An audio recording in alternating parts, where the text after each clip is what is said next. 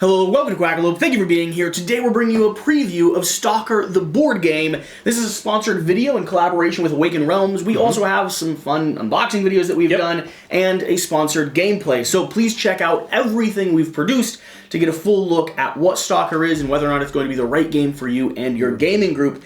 In our preview videos, we're going to give you a basic overview of what's happening here in the game. We're going to talk to you about some of the unique mechanics and what makes it stand out among other titles in the same genre that we're aware of. And then, of course, we're going to redirect your attention over to the Gamefound page and other content creators where you can get as much insight as possible and really dig into. Awaken Realms does a very good job at giving us a chance as people who cover prototypes to look at, diagnose, and show you as much information as we're able to, so you can decide if this is a good pick for you. West, you know this game.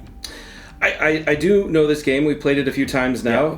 I certainly also have researched some of the video game as well. One of the things that I believe that Awaken Realms has done a good job of in their history has been bringing that story element out of a game. Usually they're working with their own IPs, so stuff like Tainted Grail, Etherfields, like you see this rich, vibrant artwork, story, flavor text. Right. And, of course, they have a history with their first IP, their first game, which is this War of Mine. Which being that IP, that dark storytelling feel, I believe that they've kind of come into their own on this, bringing in all the things that they've learned through ISS Vanguard and stuff, and bringing into this story element through here. It's exciting to see them working with and bringing their own artistic talent and their own creative writing talent into a game that already has a fan base and already has a lore and an IP behind it.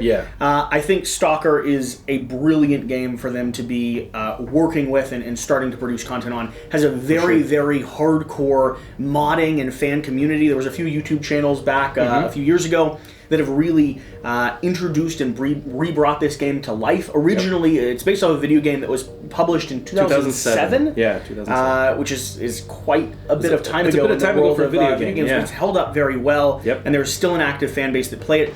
It's also designed and developed from creators over in the Ukraine, some of which are actually serving in the war happening here. Of course, we hope and wish that that would come to a resolution as quickly as possible so they can get back to doing what they love, which is creating and working on S.T.A.L.K.E.R 2, the video game that should be coming out hopefully very, very soon, God willing. With the war in Ukraine causing many issues along the way, unfortunately one of the original designers of the game was killed in action in Ukraine as well, so I'm sure that does put a damper on trying to get that next one up and running. And you can see in the art and the style and the design of this, not Awaken Realms, but the designers of the original S.T.A.L.K.E.R were inspired from events like the Chernobyl effect. The Chernobyl disaster.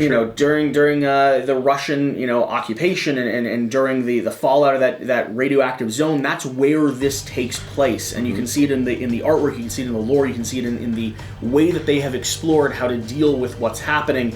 So when we're looking at this, we're talking about a post-apocalyptic world. This is going to be a survival-based RPG game. Sets you up with missions, sends you out with different squads. And the interesting thing is, when you say post-apocalyptic world, it's a post-apocalyptic zone.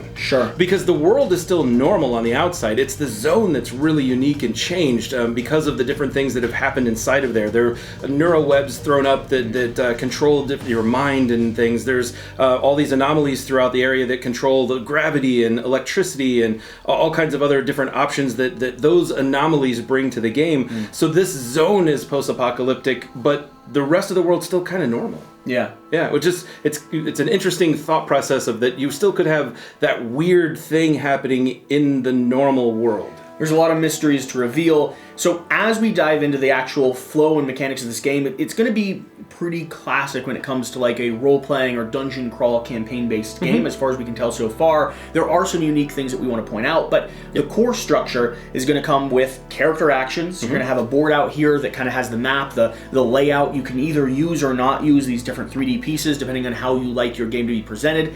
There's going to be cards on the board that actually reveal, flip, and change the environment. Enemies, of course, that are spawning or moving on. A storybook that's changing changing the narrative and also changing the potential threat that you're facing. It's also kind of a time tracker in its own way, driving the end of whatever round it is by saying that there's incoming storms or incoming troops that you have to be able to avoid and escape the board beforehand.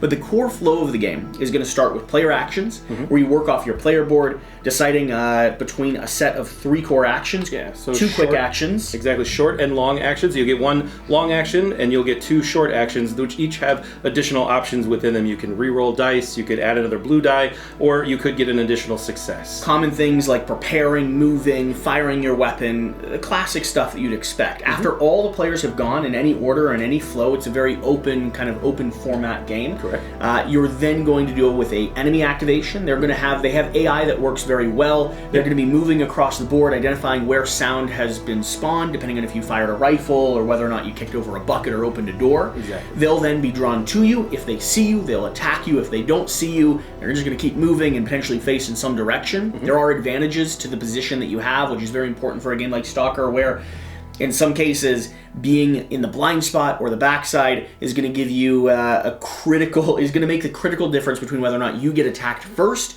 or you get to attack first. It's kind of like that initiative role that you're looking for. After the enemies have resolved, we'll go to the storybook, we'll check in on it, it'll update the map, tell us the timeline, let us know what's happening in the world around us and what our new potential objectives might be, and then finally we'll do a reset and we'll be back to the player round. Exactly. So, nice and quick, super. Some of the stuff that stands out here. I think a lot of people, when you look at a game like this, are going to think of some of those traditional dungeon crawls, like Zombicide and things along those lines, even Massive Darkness and whatnot. I think what this does differently is it adds the ability for you to peek into rooms without having to open doors. You get a lot more information, and that movement, adding the noise, making sure this is exactly where these locations are going to be targeted, because you have the ability to control the amount of noise that you're making and control that movement of the enemies in a way. Now, like you're saying, instead as well of adding new tiles like you might do in Massive Darkness 2, you're looking at the scene we see before us. We haven't seen indications that there are going to be new tiles popping out onto the board. There certainly could be, but the core mechanic is going to be based off of a set of cards that actually transform and change the shape of the board, adding new flavor, new story, potentially spawning new creatures, but doing other really cool things like opening gateways, pathways, giving you windows to look through, or collapsing sides of buildings. This mechanic works really well and makes it so that everything's contained. It's not sprawling, it's not spreading. You have to do a lot of reset and restructure as you play, but the board also feels very, very lively and very dynamic. Yeah, it does. It feels very alive. You're exactly right. Every time we moved to a different area, it felt like something else was happening on that board, which was really nice. I've also noticed that it's been very necessary for us to work as a squad and work as a team. There are solo player versions of this. I'd like to see how they operate. I don't know them as well. Yeah, in the solo mode, it usually recommends you playing with 2 characters at a time. So that makes sense. S.T.A.L.K.E.R's really built so far off of working with a squad and moving through this landscape together, taking down enemies, kiting them, getting around the back while some person creates noise to draw their attention, and of course working together to deal with anomalies. Anomalies are another unique feature. There's enemies that we have to fight, there's objectives we have to complete, and there's usually some type of anomaly which works off of a token bag and a little bit of a pressure luck element. You don't quite know when you're going to find everything you need. You don't know what crazy things are going to happen to you if you draw the wrong token, but you have to interact with the anomalies around the world so that you can gain those artifacts, so that you can escape with, well, all the resources you need. Exactly. You were about to show the binder there. Yeah, so part of the interesting thing about S.T.A.L.K.E.R and what is assigned to come is that in here, this is a binder showing you that you're going to have the ability to gain different stalkers themselves and have the different groups available to you, so you can make decisions based on the mission that you're about to go on and use the stalkers that make sense for those particular missions and the items that you found. We've seen some stalkers in some missions where we operate very well as a team. We're coordinated, we're hiding around corners, we're trying to really kite everything and prepare. We've also seen situations where throwing a few grenades, firing a few shotgun blasts, and making as much noise as possible is just the right thing to do. Yes. The game flows between those two dynamics well, and instead of having a siren or alarm that goes off where suddenly, everyone's alerted, you have these little pockets where you deal with a very, very alerted, aggro set of enemies. Correct. And if you make too much noise, that's going to spread and draw more attention. But if you can contain it, then the board might go back into a point of peacefulness where you can again start preparing and start like kiting around the edge. I could see very quickly though how certain scenarios could escalate and put you in a position where you just created way too much noise very quickly. You've been irresponsible with it, and suddenly everyone from across the board is descending upon you. Yes, it can definitely get out of hand very quickly. Noise is another key feature here too. Not only will it be triggering attention,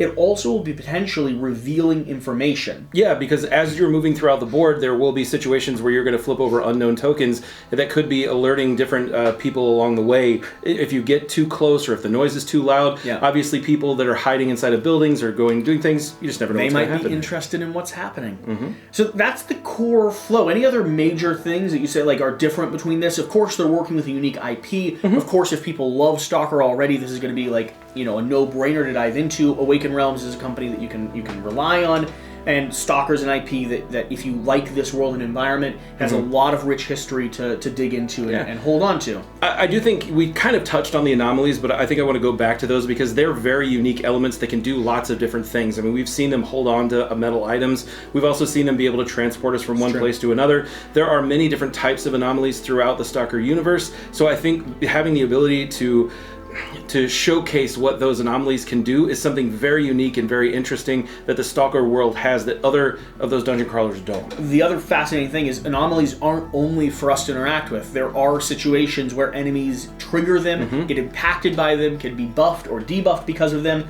So kiting around and having them do some of the dirty work for you is not a bad plan. It's not always a bad plan. So, like I said, that's a quick overview, quick preview. We have a full gameplay we'd love for you to check out. There's some other channels that have done the first session gameplay. We actually decided to do the second session gameplay so we could prepare a little bit beforehand and get everything as new and unique as possible and as accurate as possible. And don't worry, we didn't spoil too much. These were just the demo sessions. Okay, so you can watch both of them. They might not even be the final. What I've seen with Awaken Realms in the past is the demo session is not always the session that they actually have in the completed project. Exactly. So I wouldn't be worried about spoiling really much of anything at all. So, there's a lot of information out there, but the best way for you to get information of this game is, of course, at this point, to swing down to the Gamefound page. Doesn't mean you have to back. It just means you can check out, you can see all the stuff they're offering, check out the new lore. They're going to be posting updates, I'm sure, probably on the daily, revealing new information, new artwork, and new concepts. They also listen to the audience very well when it comes to interacting and helping shape what this game becomes and what little features you want to see included. So, if you're a fan of S.T.A.L.K.E.R the video game, very excited to have you here. Hit that subscribe button. Stay tuned. We'll have more content on this and many other board games coming out. For sure. And if you're a fan of Quackalope, swing over to the Gamefound page, take a look at everything they have going on, and let us know. Is this the right game for you? Do you think you're going to be able to get to the table? Or is the post-apocalyptic kind of destructive setting maybe not your flavor? Yeah, that survival dungeon crawl. I really like survival dungeon crawls. Shira's still deciding. Yeah, she's on the fence. She likes guns, though. She does like guns. A good gun is... Yeah, we'll get her to play a game for sure. Yeah, that's true. Thanks for watching. Thanks for being here. Whatever the case, though, whatever you do... Remember to do the important thing. Get out and play some games. Just use a grenade. Use a grenade. Just use... Touch the butt, use a grenade. Those are both the things that we do. Yeah.